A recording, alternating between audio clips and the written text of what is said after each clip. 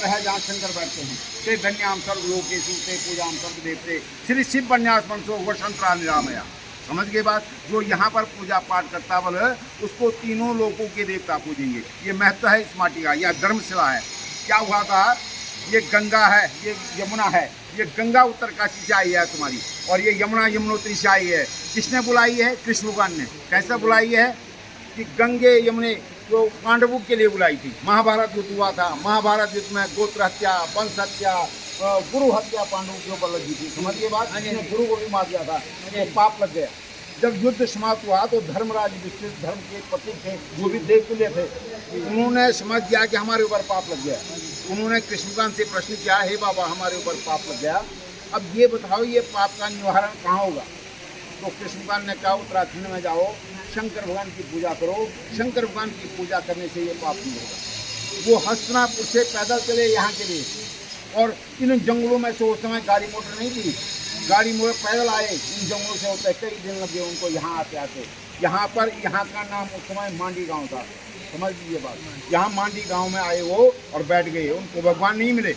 फिर उन्होंने कृष्ण भगवान को पुकारा, हे भगवान कृष्ण आइए हमारा मार्गदर्शन कीजिए, हमको भगवान नहीं मिले हैं। कैसे मिलेंगे भगवान? ये हमारा मार्गदर्शन करो।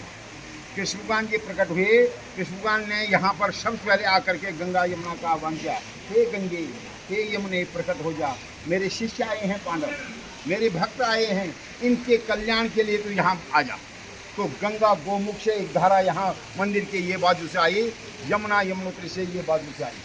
जब यहाँ पर गंगा यमुना आई तब कृष्ण भगवान ने कहा, इसमें छींटा ले लो और आत्मीन करो, और आत्मीन करने के देखो ये मंदिर के प्रांगण में बैठो और यहाँ पर शंकर भगवान की पूजा करो।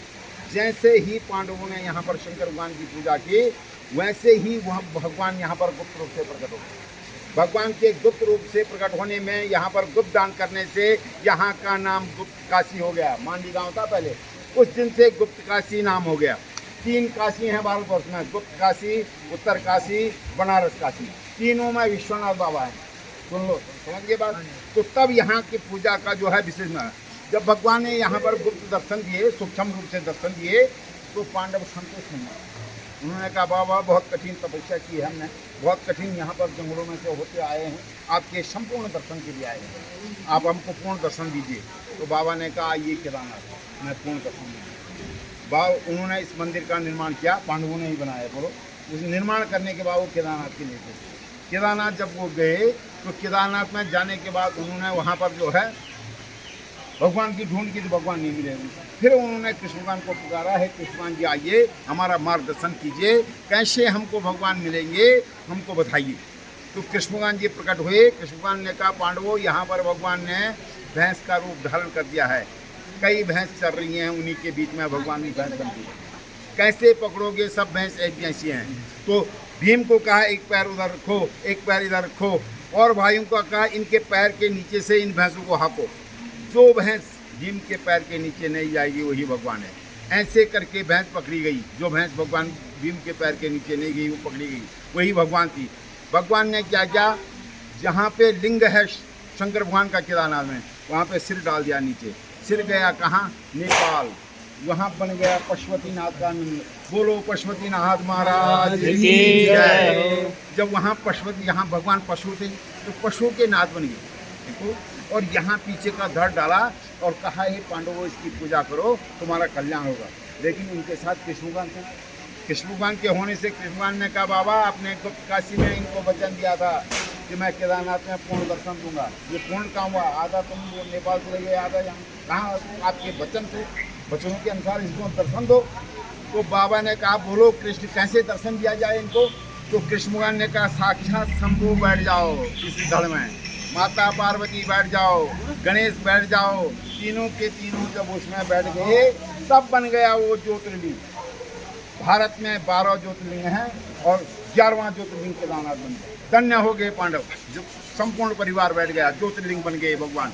समझ गए? 11वां ज्योतिर्लिंग में तब पांडवों ने उनकी पूजा पाठ की, उनका कल्याण हुआ। तब कृष्ण भगवान ने कहा, पांडवों अब जो है इनकी पूजा पाठ करने से तुम्हारी सारी मनोकामना पूर्ण हो गई है।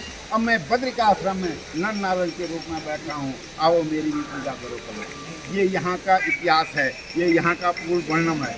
और तब है स्कंद पुराण का श्लोक है, बड़े बड़े व्यास बोलते हैं, ते धन्याम सर्वलोकेषु ते पूजाम सर्वदेवते श्री शिव बन्यास मनसु वशंतरा निरामय। ये शिव भूमि है और शिव भूमि में जो यहाँ पर आके पूजा पाठ करेगा और भगवान शंकर का ग्रहण करेगा, भगवान शंकर का ये इतिहास सुनेगा, उसको तीनों लोगों के देवता पूजेंगे।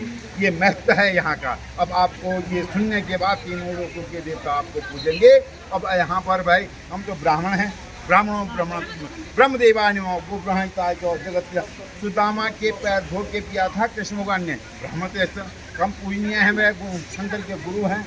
अब कुछ आपके लोगों की ओर से दक्षिणा के हकदार हैं।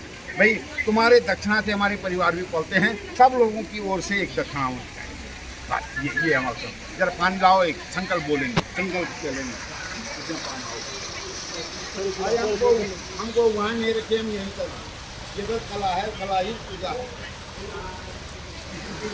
कला पूजा है।